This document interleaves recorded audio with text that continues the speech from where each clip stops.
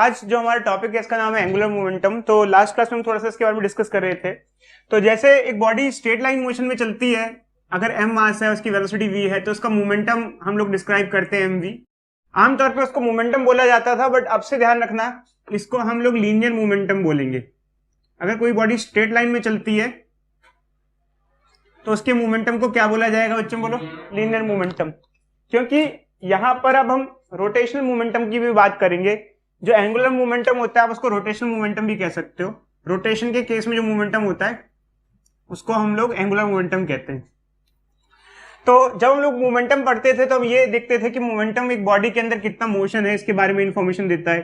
तो अगर किसी एक बॉडी के अंदर मोमेंटम ज्यादा है तो उसके अंदर मोशन ज्यादा है, ज्यादा मोशन होगा तो उसको रोकना उतना ही मुश्किल होगा। अगर हमें किसी बॉडी का मोमेंटम बढ़ाना है तो उसके लिए हमको फोर्स देना पड़ेगा, ज्यादा फोर्स चाहिए होगा। जितना ज्यादा मोमेंटम बढ़ाना है उसको बढ़ाने के लिए हमको फोर्स अप्लाई करना पड़ेगा, वर्क करना पड़ेगा उस पर। और अगर उसके मोमेंटम को घटाना है, उसको रोकना है, तो हमको उसको रोकने के लिए भी फोर्स अप्लाई करना पड़ेगा। जितना एक बॉडी का मोमेंटम ज्यादा होगा उसको रोकना उतना ही डिफिकल्ट होगा। एक बॉडी का जितना मोमेंटम हमें इंक्रीज करना है वो इंक्रीज करना उतना ही मुश्किल होगा। ये तो हम बात करते हैं स्ट्रेट लाइन मोशन में। स्ट्रेट लाइन मोशन में जो मोमेंटम होता है वो मास और वेलोसिटी के प्रोडक्ट से मिलकर बना होता है, उसको हम लीनियर मोमेंटम भी कहते हैं। बट रोटेशन के केस में बच्चों हम लोग लीनियर मोमेंटम नहीं पढ़ते हैं आमतौर पे, और लोग पढ़ भी सकते हो, बट एक्चुअली क्या रोटेशन के केस में हम एक और क्वांटिटी डिस्क्राइब करते हैं, डिफाइन करते हैं, जिसे हम कहते हैं एंगुलर मोमेंटम। अब एंगुलर मोमेंटम में क्या होगा, इसे हम रोटेशन मोमेंटम भी कहते हैं। अगर कोई बॉडी घूम रही है तो उस केस में जब उसका मोमेंटम डिस्क्राइब करते हैं तो उसका एंगुलर मोमेंटम भी डिस्क्राइब किया जाता है। अगर किसी बॉडी का एंगुलर मोमेंटम ज्यादा है तो उसको घूम रही है तो उसको घूमते घूमते रोकना उतना आसान नहीं होगा। जैसे मान लो कोई पंखा है, बहुत तेजी से घूम रहा है और उसको, या कोई बॉडी घूम रही है तेजी से, आप उसको रोकना चाहते हो, तो अगर उसका मोमेंटम ज्यादा है तो उसको घूमते घूमते रोकना इतना सिंपल नहीं होगा। अगर किसी बॉडी का मोमेंटम कम है तो उसको रोकना क्या होगा, सिंपल होगा। या एक बॉडी का अगर आपको रोटेशन मोमेंटम बढ़ाना है तो आपको उसको बढ़ाने के लिए काफी एफर्ट्स अप्लाई करने पड़ेंगे। तो ये सारी कहानी बच्चे एंगुलर मोमेंटम की होती है। तो जब हम लोग मोमेंटम की बात करते थे या लीनियर मोमेंटम की बात करते थे उसको हम पी से रिप्रेजेंट करते थे, जबकि एंगुलर मोमेंटम को हम यहाँ पर एल से रिप्रेजेंट करते हैं बच्चों।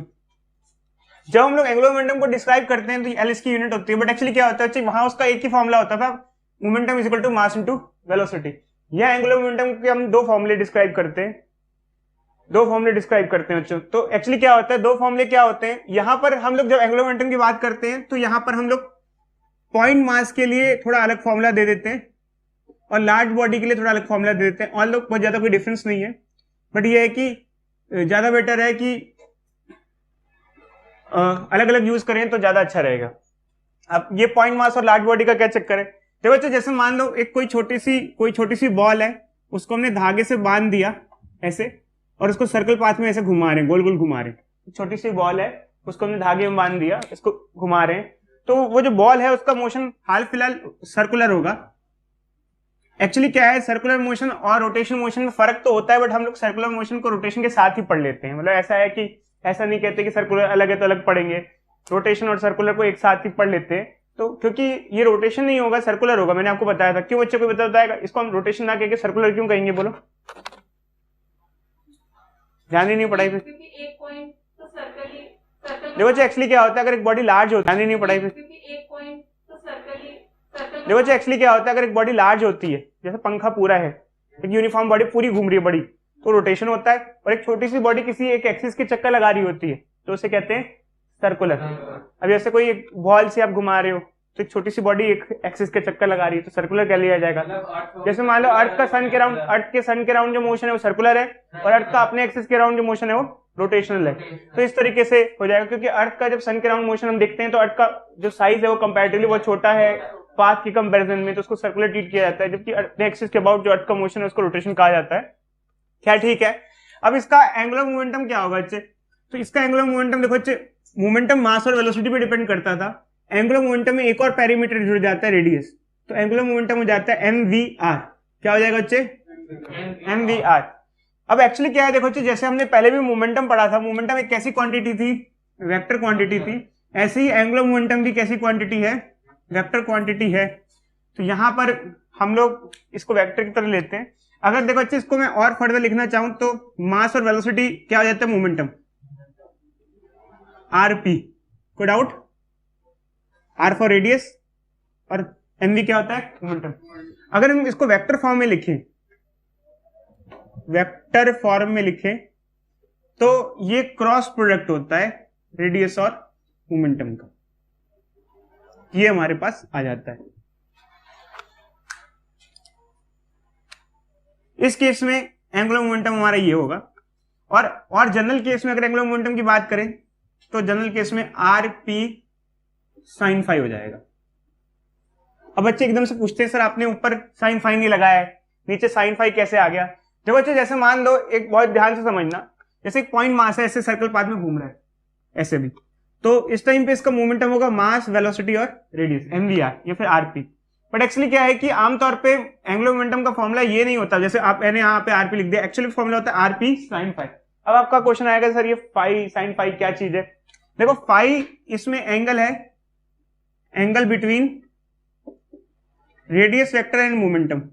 तो अब जैसे मान लो कोई जनरल केस की बात करते हैं, ये तो चलो किसी स्पेशल केस में हम कह रहे हैं, जनरल केस में जैसे मान लो ये है, अब इसका रेडियस ये रहा और ये बॉडी कैसे घूम रही है? ऐसे घूम रही है, इसका मोमेंटम ये इधर होगा, क्योंकि सर्कल पाथ में वेलोसिटी कैसी होती है? टेंजेंशियल होती है। तो इनमें एंगल कितना बनेगा? 90, और साइन 90 क्या हो जाएगा? 1 हो जाएगा। तो फाइनली ये फॉर्मूला आ जाएगा। तो अभी हाल फिलहाल इस सिचुएशन के लिए फॉर्मूला तो ये वैलिड है, मतलब कई केसेस में जब सर्कल पाथ में बॉडी घूम रही होती है तो यही वैलिड होता है, बट एक्चुअल में ये फॉर्मूला नहीं होता। एक्चुअल का फॉर्मूला जो होता है वो ये होता है, मैग्नीट्यूड वाइज निकालना है तो ये है, और वेक्टोरिकली करना है तो ये है। तो ये हमारे पास एंगुलर मोमेंटम का फॉर्मूला होता है। बट ये जो फॉर्मूला है ये हम पॉइंट मास के लिए ही लगाते हैं, जब लार्ज बॉडी होती है तो नहीं लगाते। लार्ज बॉडी ऐसे पूरा स्फीयर घूम रहा है अपने एक्सिस के राउंड, तो ये फॉर्मूला यूज नहीं करते हैं। तो जैसे मान लो अगर अर्थ सन के राउंड घूम रही है तो ये फॉर्मूला हम लगा सकते हैं, बट अगर अर्थ अपने एक्सिस पे घूम रही है तो वो नहीं लगाएंगे, क्योंकि ऐसे केस में अगर सन के राउंड अर्थ घूमती है तो उसको हम सर्कुलर मोशन बोलते हैं, और अगर अर्थ अपने एक्सिस के राउंड घूमती है तो उसको हम रोटेशन मोशन बोलते हैं। तो ऐसे केस में दूसरा फॉर्मूला यूज होता है। तो ऐसे केस में क्या फॉर्मूला यूज होता है? ये तो पॉइंट मास के लिए हो गया फर्स्ट केस। अगर लार्ज बॉडी होती, जैसे मान लो अर्थ अपने एक्सिस के राउंड घूम रही है, या कोई भी डिस्क घूम रही है, कुछ भी घूम रहा है, लार्ज बॉडी है, तो ऐसे केस में हम एनालोगस रिलेशन यूज करते हैं। एनालोगस रिलेशन क्या होता है बच्चे? देखो, जो काम लीनियर मोशन में मास करता था वो काम रोटेशनल मोशन में मोमेंट ऑफ इनर्शिया करता है। हमने आपको बताया था ये मास क्या होता है? इनर्शिया, और ये क्या होता है? Rotational inertia. वहां पर वेलोसिटी होती थी, यहां वेलोसिटी की जगह क्या होती है? एंगुलर वेलोसिटी होती है। तो देखो बच्चे, अगर लार्ज बॉडी है तो हम लोग L is equal to I omega, ये हम लोग फॉर्मूला यूज करते हैं। और अगर वेक्टर फॉर्म में लिखना चाहें तो ऐसा लिखते हैं हम लोग। कैसे ये फॉर्मुलेज होते हैं हमारे पास for calculating the momentum of point mass and for calculating the momentum of large body. तो देखो बच्चे, छोटे छोटे से 2 क्वेश्चन दे देते हैं, आप लोग नोट डाउन कर लो, फिर हम आगे बढ़ते हैं इसको, ठीक है? अब हमारे पास एंगुलर मोमेंटम के 3 क्वेश्चन है। तो पहला क्वेश्चन हमारे पास डिस्क का है, जिसमें डिस्क का मास दे रखा है हमें, डिस्क का रेडियस दे रखा है, और डिस्क का बता रखा है कि इतने आरपीएम से घूम रही है, तो डिस्क का हमें एंगुलर मोमेंटम चाहिए। तो देखो बच्चे, जैसे हम एंगुलर मोमेंटम की बात करते हैं, एंगुलर मोमेंटम आई ओमेगा होता है। मोमेंट ऑफ इनर्शिया डिस्क का जो होगा बच्चे, इसका फॉर्मूला होता है m²/2, इस एक्सिस के अबाउट होता है। तो हम सबसे पहले इसका मोमेंट ऑफ इनर्शिया निकालेंगे। मास डिस्क का जो है वो 2 kg है, रेडियस यहाँ पर 1 का स्क्वायर है बाय 2 हो जाएगा, क्या आ जाएगा? 1 kg।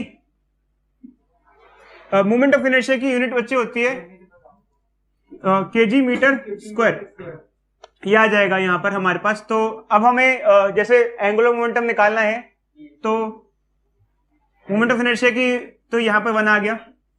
क्या ये ओमेगा दिया हुआ है हमको? देखो बच्चे, जो आरपीएम होता है ये एंगुलर स्पीड नहीं होता है, इससे हम एंगुलर स्पीड निकालते हैं 2πn/60 फॉर्मूला लगा करके, ठीक है? 2π/60, एन कितना है? 60/π,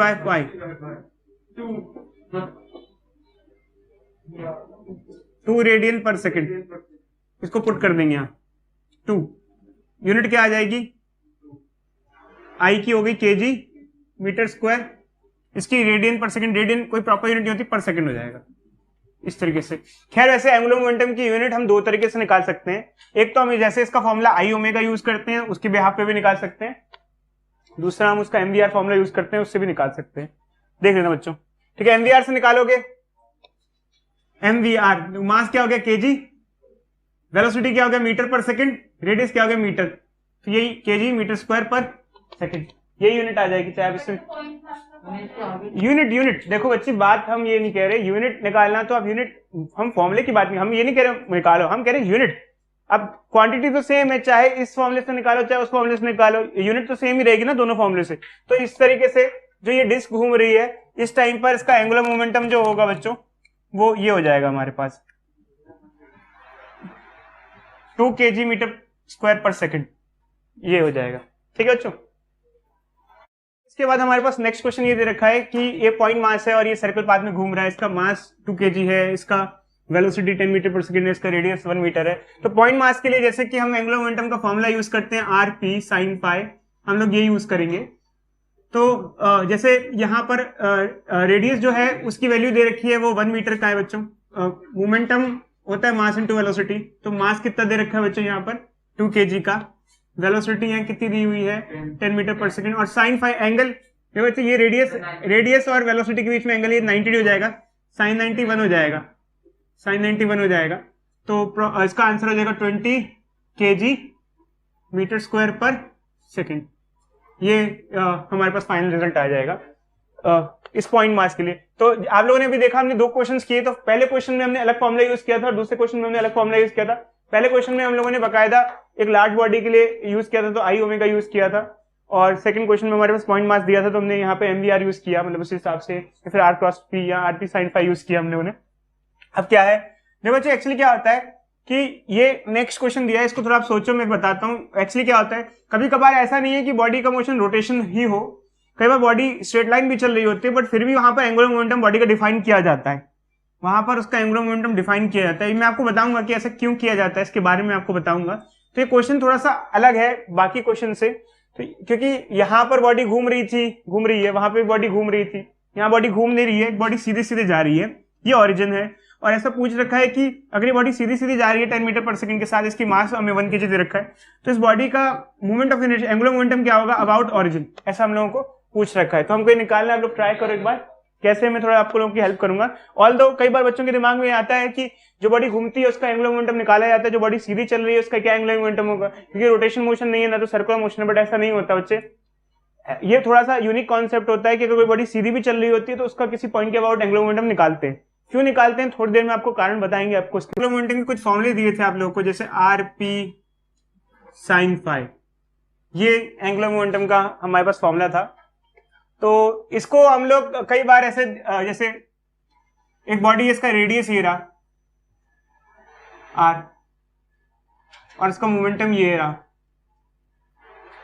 ये यहां तो जैसे रेडियस और मोमेंटम परपेंडिकुलर है, तो ये एंगल अपने आप क्या हो जाएगा, जो फाई एंगल है 90 डिग्री हो जाएगा, और ये फॉर्मूला rp हो जाएगा। बट मान लो किसी ऐसे सिनेरियो में जिसमें रेडियस और मोमेंटम 90 डिग्री पे ना हो, तो क्या होगा। इधर देखो बच्चे, ये रेडियस है और ये मोमेंटम है,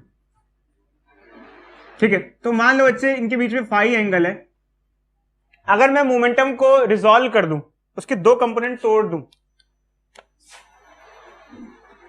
तो ये हो जाएगा p cos phi और ये हो जाएगा p sin phi। मोमेंटम के 2 कंपोनेंट किए हमने, जैसे कभी भी कोई वेक्टर होता है हम उसको रिजॉल्व कर सकते हैं, ये वेक्टर है, इसको रिजॉल्व किया, इसका एक कंपोनेंट ये रहा, दूसरा कंपोनेंट ये रहा, ये कंपोनेंट रेडियस की पैरेलल है और ये कंपोनेंट रेडियस के परपेंडिकुलर है, ये वाला मोमेंटम का, ये कंपोनेंट रेडियस के perpendicular, this component of momentum is perpendicular to radius. तो कई बार p sin phi को हम r परपेंडिकुलर भी लिख सकते हैं, सॉरी p परपेंडिकुलर भी लिख सकते हैं। तो जब कभी हम लोग टॉर्क के लिए एंगुलर मोमेंटम के लिए पढ़ते हैं, जैसे टॉर्क भी हम पढ़ते हैं, टॉर्क भी हमने पढ़ा है r f sin phi, तो कई बार हम उसको एलिमिनेट करके r परपेंडिकुलर f या f perpendicular r f perpendicular ऐसे फॉर्म में लिख सकते हैं, या फिर इस केस में भी हम इसको इस तरीके से लिख सकते हैं। तो मैंने इनिशियली आपको समझाया, आपको कुछ इतना आइडिया लग नहीं रहा होगा क्या है कैसे है, बस ये सिर्फ मतलब ये होता है बच्चे, जैसे साइन कंपोनेंट हटा देते हैं इसका और ये लगा देते हैं, देख रहे हो, जैसे मोमेंटम को हमने रिजॉल्व किया यहाँ पर, यहाँ इवन जैसे मान लो हमारे पास ये रेडियस है, ये मोमेंटम है, तो मोमेंटम के 2 कंपोनेंट लिए, एक ये वाला और एक ये वाला। तो जो कंपोनेंट रेडियस के परपेंडिकुलर है वो किसके बराबर है, p sin phi, और p sin phi को हटा के हमने क्या लिख दिया, p परपेंडिकुलर। और आप ये भी कर सकते थे जैसे हमने मोमेंटम को रिजॉल्व किया था उसकी जगह आप रेडियस को भी रिजॉल्व कर सकते थे, और अगर रेडियस को रिजॉल्व करते तो आप हमारे पास ये फॉर्मूला ना आके क्या फॉर्मूला आता, ये फॉर्मूला आता। तो आमतौर पर हम बेसिक फॉर्मूले की बात करते हैं, तो हमारे बेसिक फॉर्मूले में यही सब, ये हमारा केस है। तो जैसे कि हम लोग फॉर्मूले यूज करते हैं, एंगुलर मोमेंटम होता है आर एफ साइन फाई हमारे पास, तो मैं उस आर एफ साइन फाई को जब सिंप्लीफाई करता हूं, एंगुलर मोमेंटम का जो फॉर्मूला जब सिंप्लीफाई करता हूं, तो मैं उसको आर परपेंडिकुलर पी या पी परपेंडिकुलर आर ये सब भी इस फॉर्म में भी लिख सकता हूं। जैसे टॉर्क के फॉर्मूले को भी मैं चाहूं तो आमतौर पे टॉर्क होता है आर एफ साइन फाई, मैंने यही फॉर्मूला बताया था आप लोगों को लास्ट क्लासेस में, जबकि मैं इसको आर परपेंडिकुलर भी लिख सकता हूं। तो यहां पर हम क्या सिचुएशन यूज करेंगे, यहाँ सबसे पहले आप कहोगे कि सर यार रोटेशन तो हो ही नहीं रही है, बॉडी स्ट्रेट लाइन मोशन में जा रही है। तो अगर आपको फॉर्मूला यूज करना है तो आप कहोगे सर एंगुलर मोमेंटम निकालना है, एंगुलर मोमेंटम होता है radius into momentum into sine phi, और या फिर आर परपेंडिकुलर पी। तो रेडियस क्या यूज करें यहाँ पर, मोमेंटम क्या हो, मोमेंटम तो खैर फिर भी आपको पता है, मोमेंटम क्या होता है मास इंटू वेलोसिटी। वेलोसिटी क्या हो जाएगा मोमेंटम बच्चों, यहाँ पर क्या हो जाएगा 10 kg मीटर पर सेकेंड।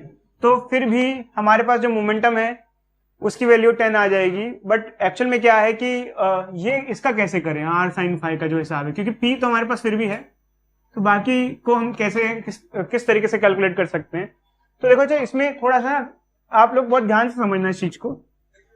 जब कोई बॉडी रोटेशन मोशन में नहीं होती है, जैसे पॉइंट मास सीधे सीधे जा रहा है, ऑल्दो इसका मोशन कोई रोटेशन टाइप का नहीं है हाल फिलहाल, ठीक है, इसका मोशन रोटेशन है नहीं इस टाइम पर, तो रोटेशन नहीं है, बट फिर भी हम इसका एंगुलर मोमेंटम निकालते हैं।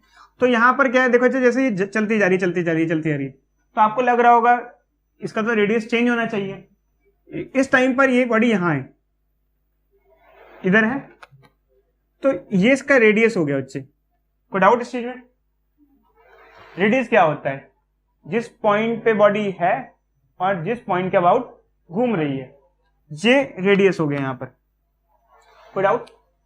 अब देखो अच्छा, ये रेडियस हुआ, अब रेडियस जैसे ये है हमारे पास रेडियस, अगर मैं रेडियस को रिजॉल्व करूं, जैसे ये रेडियस है हमारे पास, ये मोमेंटम है क्योंकि बॉडी इधर जा रही है, इस रेडियस के दो कंपोनेंट होंगे, एक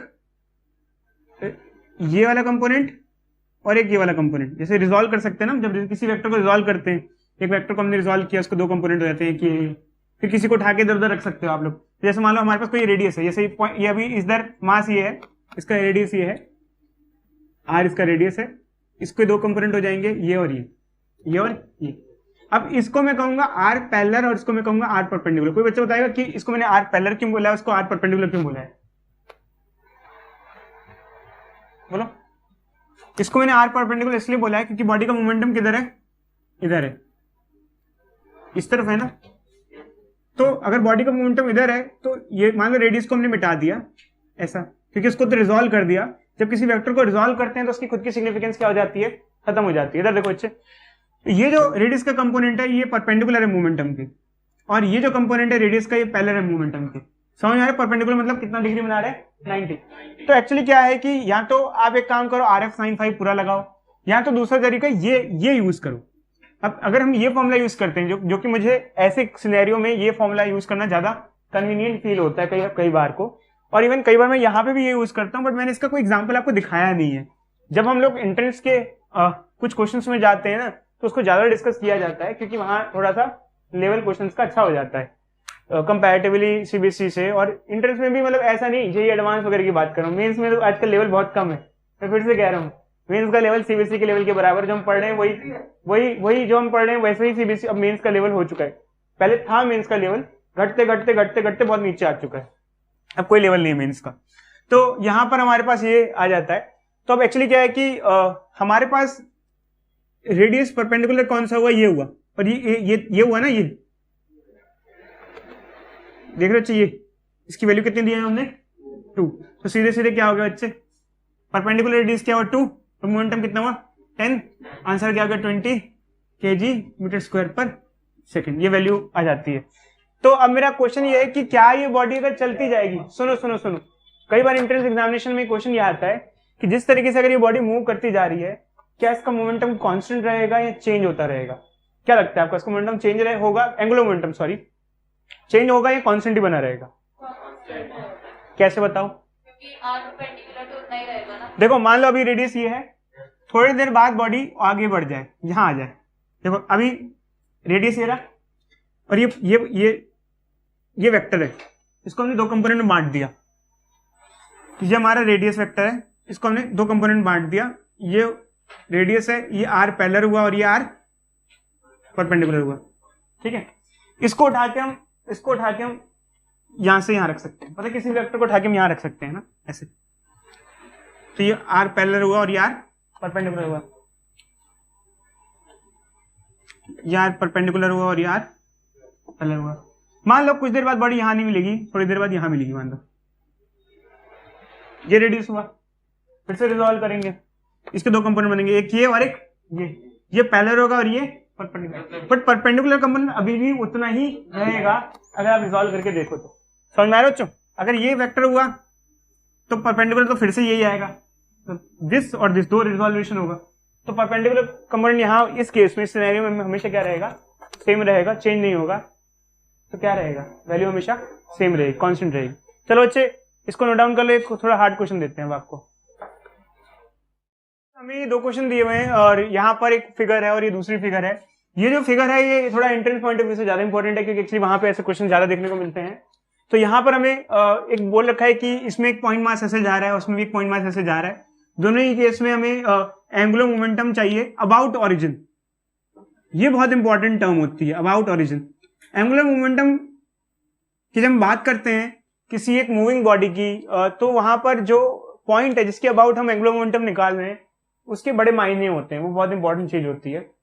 ये तब समझ में आएगा जब आप क्वेश्चंस वगैरह न्यूमेरिकल वगैरह एंट्रेंस के ज्यादा करोगे, देखोगे तो आपको थोड़ा आइडिया लगेगा। अगर नहीं पढ़ोगे तो कोई दिक्कत नहीं है, ना पढ़ाई लिखाई कोई फर्क ही नहीं पड़ता है, टेंशन ही नहीं, ठीक है। तो देखो बच्चे यहाँ पर अगर आप पूछोगे कि सर कैसे निकालें इसको, तो एंगुलर मोमेंटम का जो फॉर्मूला होता है वो हमारे पास होता है आरपी साइन फाई।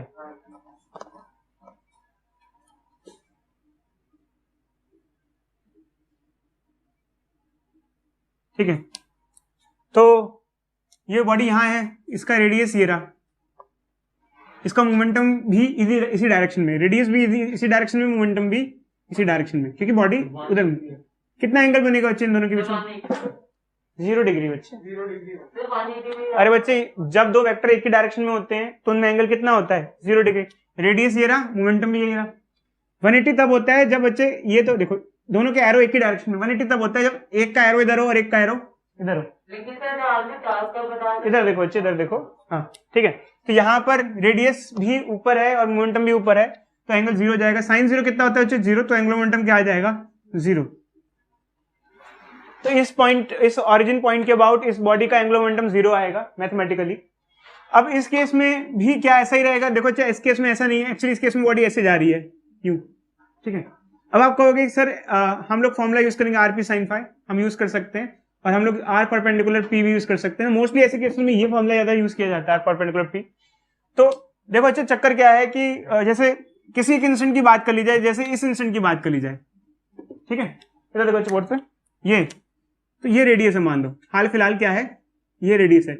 क्या इस केस में ये रेडियस मोमेंटम के परपेंडिकुलर है? ये रेडियस मोमेंटम के परपेंडिकुलर है? ये रेडियस मोमेंटम के परपेंडिकुलर नहीं है। एक काम करो, इसको रिजॉल्व कर दो दो कंपोनेंट में। देखो ये है और एक लाइन है, ऐसे मान लो इसको हम इस लाइन को पीछे एक्सटेंड कर देते हैं ऐसे, ठीक है। और ये वेक्टर है, अब इसको रिजॉल्व कर सकते हैं, इस वाली लाइन को हम रिजॉल्व कर सकते हैं। एक ये कंपोनेंट में ऐसे और एक ऐसे, एक वेक्टर के दो कंपोनेंट बांट दिए। जैसे कोई वेक्टर है यूं, इसका इधर कंपोनेंट और इधर। अब ऐसे क्यों रिजॉल्व कर रहे हैं? देखो जैसे मान लो ये रेडियस है हमारे पास, ये हमारे पास रेडियस वेक्टर है और ये मोमेंटम है, ठीक है। इसको हमने दो कंपोनेंट बांटा, एक इधर और एक इधर, रिजॉल्व कर दिया। तो ये जो कंपोनेंट बनेगा ये वाला, ये मोमेंटम के क्या आ रहा है? ये आर परपेंडिकुलर कंपोनेंट हुआ ये वाला, और ये पैरेलल वाला। खैर पैरेलल वाले से तो हमारे कोई मतलब नहीं, हमें किससे मतलब है? इससे। ऐसे इधर ड्रॉ करते हैं, इसको पीछे एक्सटेंड किया। अब देखना ये रेडियस का ये कंपोनेंट परपेंडिकुलर बैठ रहा है या नहीं बैठ रहा? बैठ रहा है। अब इसकी वैल्यू कैसे निकालें? कैसे निकालें? कोई बच्चा बताएगा?